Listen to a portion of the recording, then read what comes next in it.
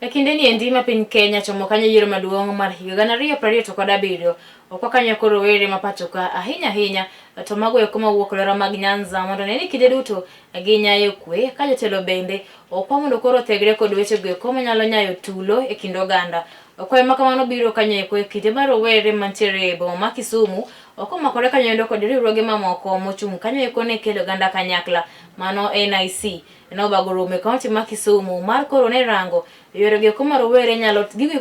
timo mar goyo kange ngimagi ka bende giikre mar biro koro kwedo jogo eko ma biro irgi mar mondo mi oti kodgi e rocho kwe pacho kaendi. There's a lot of attention, there's a lot of energy, there's a lot of political activities, and unfortunately it's gravitating towards instability, it's gravitating towards violence, and we have seen it in its many manifestations.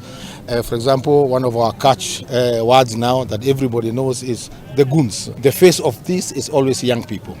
And for us, it's really important that young people also address the problem associated with them. Sometimes the face of violence, the face of instability is young people, but they don't own the problem.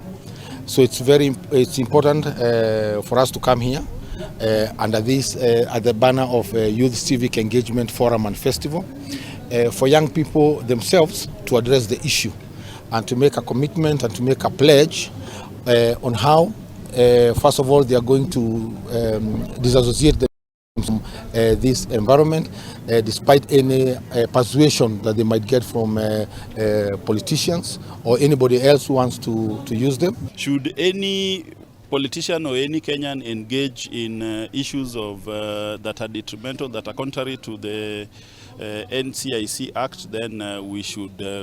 will be able to act on them. But our general message to Kenyans is that we should, even to the political class, that we should desist from engaging in rhetoric that is divisive and that is likely to be detrimental to the prevailing peace and security of our country, particularly in Kisumu County.